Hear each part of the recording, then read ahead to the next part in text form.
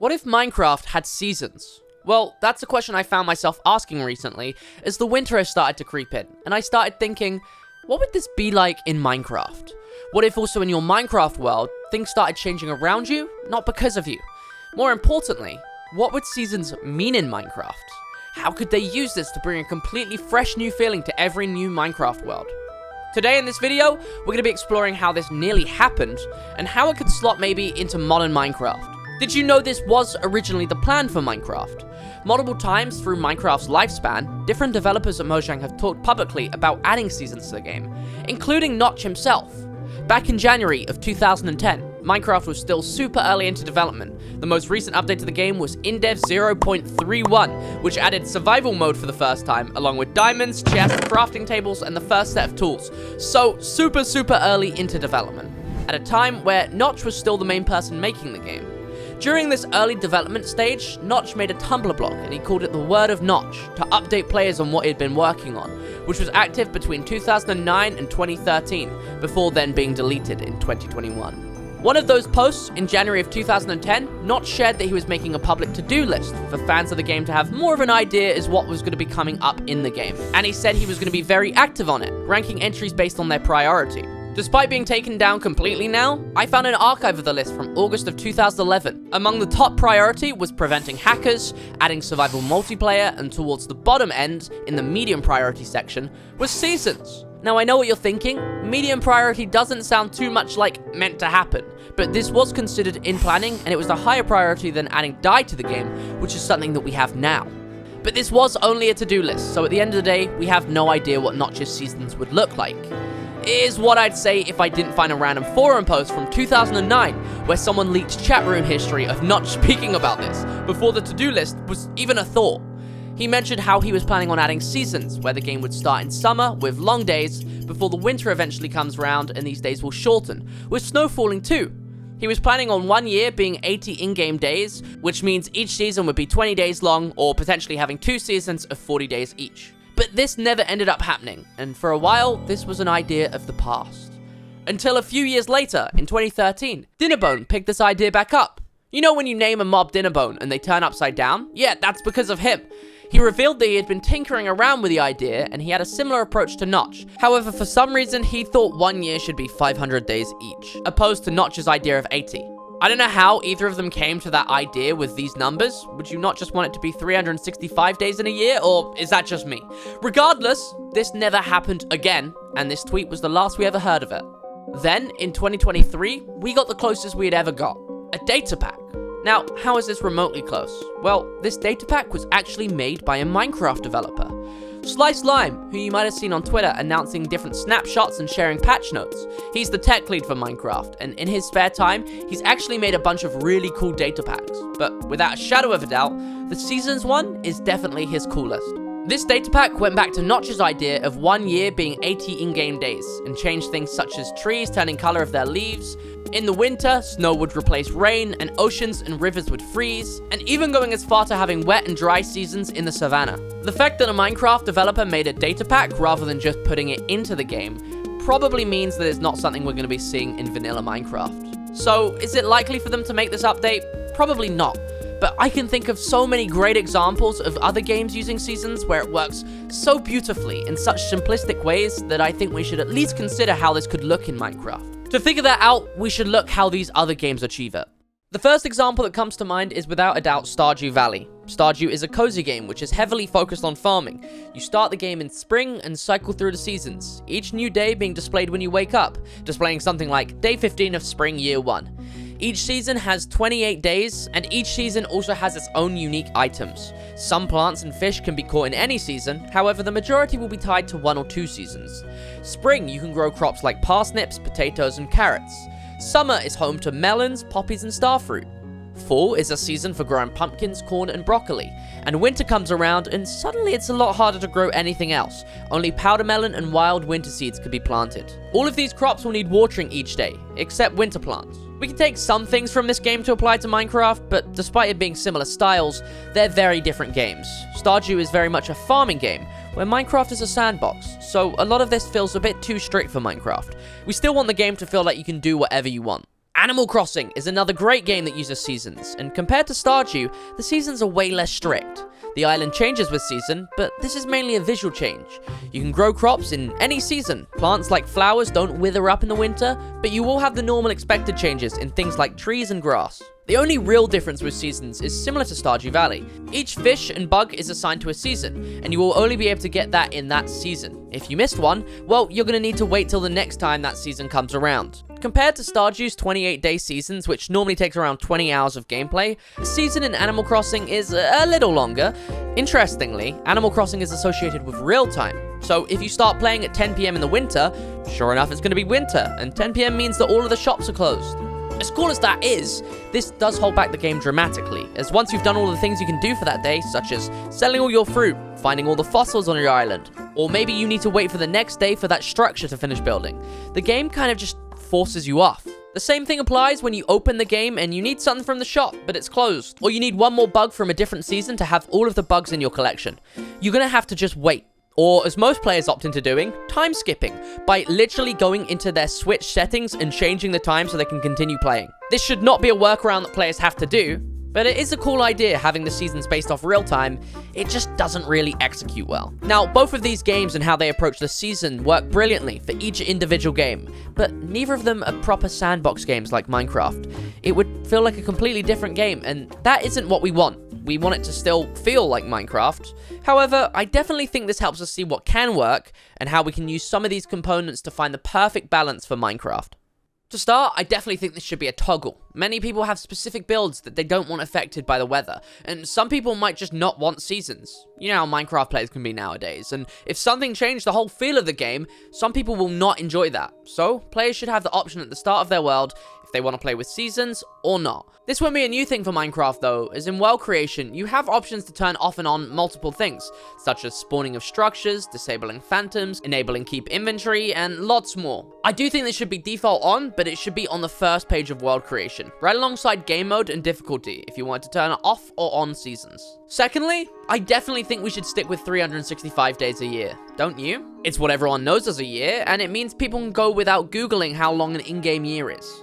Now, one in-game day is 20 minutes or 10 minutes if you're sleeping every night, so you're still going to get a lot of time out of each season.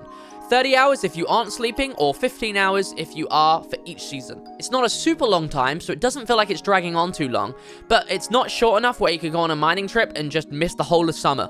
If players change their minds, there could also be commands with game rules associated with them, such as /game rule seasons false, or /game rule days and seasons 20, or even /season summer to easily cycle through them. This would also be able to be incorporated to the F3 menu too. You know when people make those I survived 100 days in Minecraft videos? Yeah, well, I was heartbroken when I found out that they didn't actually spend 100 days in Minecraft. They spent 100 in-game days in Minecraft, which is a value that's stored in the F3 menu right here. This could be changed to something like 2 years and 5 days, followed by what season it is. This alone would bring a whole new trend and wave of Minecraft content too, something that I feel like we kind of need right now. Similar to the 100 days videos, but reformatted as I spent 1 year in Minecraft, or I survived winter in Minecraft. To assist this, it'd also be super cool if on the dawn of a new day, it displayed what day it is, along with what the season is, like in Stardew Valley. Now, a seasons update would be a mainly visual update, so we need to think what this would mean for the look of your Minecraft world, before any of the smaller technical details. What would each season look like? How can we make it reflect real life, but at the same time have that classic Minecraft feel? Well, we should establish what season it makes sense for the player to start a new world in. Let's start off with spring. Spring follows winter and is often seen as the start of a new cycle, so it makes perfect sense to start the player in spring, opposed to Notch's idea of starting in the summer. Harsh conditions in the winter kills off a lot of plants, but when spring comes around, seeds start rooting again and vegetation starts growing. Spring could see rare and random tilled dirt with level 1 seeds planted, maybe typically near rivers, so they have adequate water. This helps provide an early game food source for players starting a brand new world, as well as making a good randomized way of finding seeds, whereas anything that isn't wheat seeds, they currently have to be obtained by either finding them in a village farm or in a structure chest. Granted, I do think wheat seeds should be the most common type of seed that you do find, but this gives a good opportunity to find seeds without structures, as that is something that can also be turned off. And if you did turn off structures, well, you have no way of finding these in your world. Some seeds definitely should be exempt from this though. The normal ones like melon, torchflower, pitcher pods, cocoa pods, they should all remain how they are, which then leaves us with naturally finding wheat, pumpkins, beetroot, carrot, and potatoes. The other food source in Minecraft is animals, and animals in real life go into hibernation or travel to different areas in the winter, and when they return in the spring, they can often be seen with newborn. In Minecraft, maybe there could be a heightened chance of finding baby variants of animals in spring, a cool nod to real life. Spring can also see flooding due to melting of ice, snow, and increased rainfall. To start, in spring, rain could just be more common as a good addition. But we gotta be careful not to have too much rain in year 1, as it can have a lot of negative connotations, and it might put people off playing early into gameplay. Another cool way they could represent flooding would be having random patches of mud in places, especially along the banks of rivers. Over time, with the season progressing, this could turn back to dirt, and then maybe back to grass when it begins to dry up. Mud doesn't currently have this property, but it would make sense to add this in a seasons update.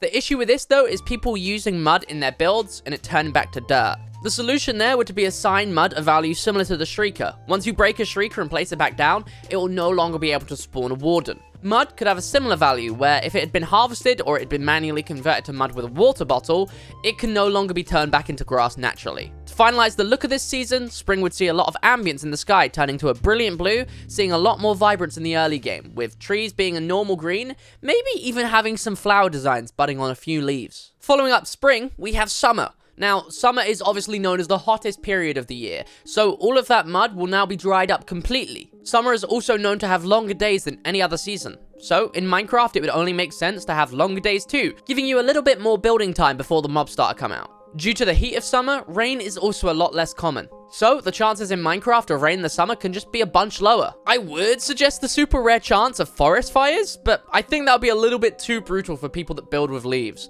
Honestly though, that's kind of it for summer. Not much happens except it gets a bit hotter and the days are longer, so that can easily be reflected into Minecraft. Autumn, or fall if you're wrong, is where things start to change again. These high temperatures start to come down again and allows us to slowly shift into the winter temperatures to adjust ourselves over this season. This goes for plants and animals too. Many plants go dormant and they'll essentially shut down until spring comes around, with many leaves drying up, going orange, and falling off. In Minecraft, this would be incredible. Imagine forests full of orange oak trees where we could have animations of leaves falling as you walk through them to really immerse the player. And maybe we could have a new item in fallen leaves. Like how you'll see fallen leaves on the floor in real life, this would be perfect for Minecraft. In a similar look to the pink petals that you have on the floor in the cherry grove biomes, imagine patches of orange autumn leaves. This would be perfect with a rustle sound as you walk through them, and maybe cool features to go along with them, such as like if you stack them up like how snow layers work.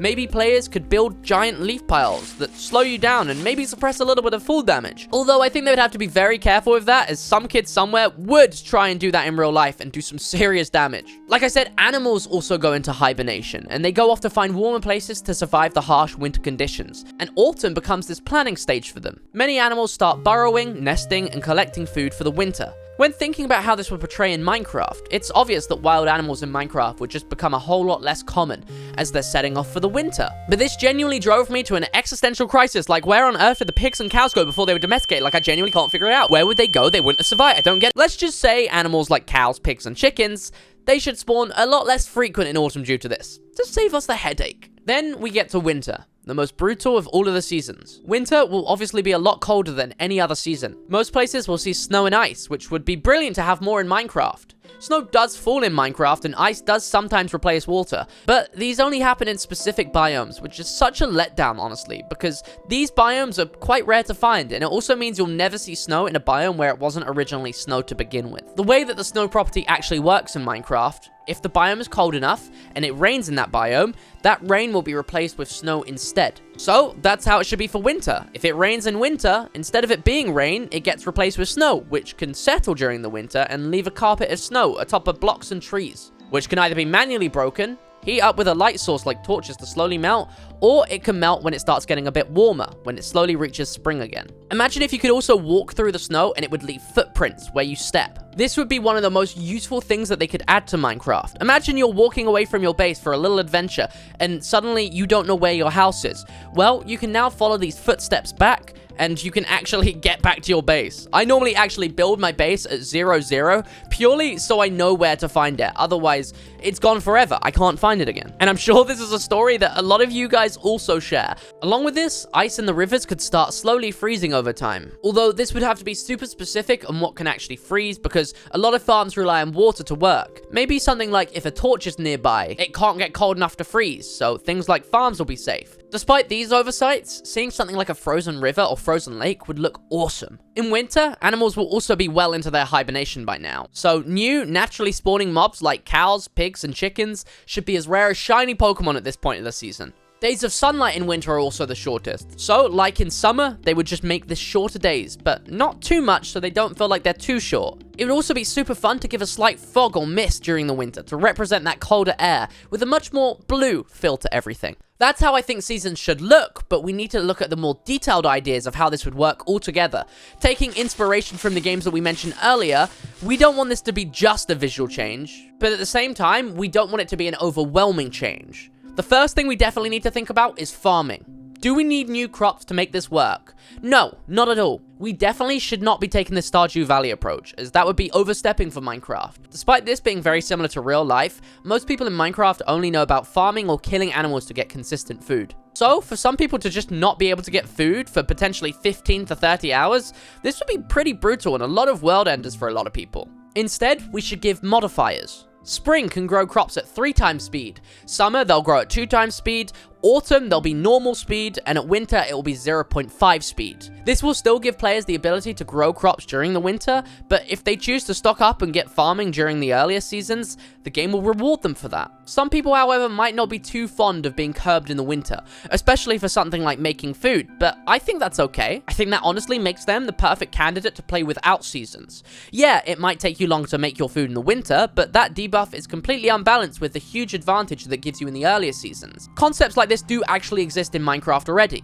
For example, if you have the Depth Strider enchantment on your boots, you can swim faster. However, that caps how good a Riptide enchantment is on a trident. If you take those boots off, you could take more damage, especially full damage. But you will be able to glide under the water with way less resistance. Another change that seasons could bring is variable temperatures that affect the player. Not in a way where if you don't heat up, you'll freeze to death, or if you're too hot, you'll need to drink water. I was thinking more in a way that promotes different armor usage. Like in the winter, the warmer you wrap up or the more pieces of armor you have a slight speed buff. Or the opposite in summer, where when you wear less armor, you could get a speed buff too. But I think the more that I think about this, the more I'm against the idea. Would you want to have to keep switching your armor depending on the season?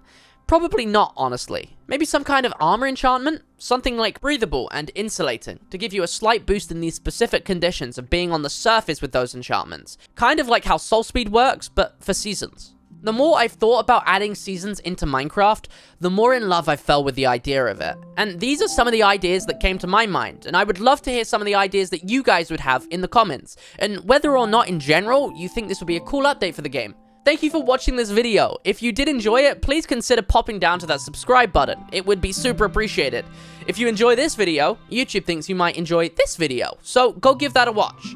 Thanks for watching, and I'll see you later.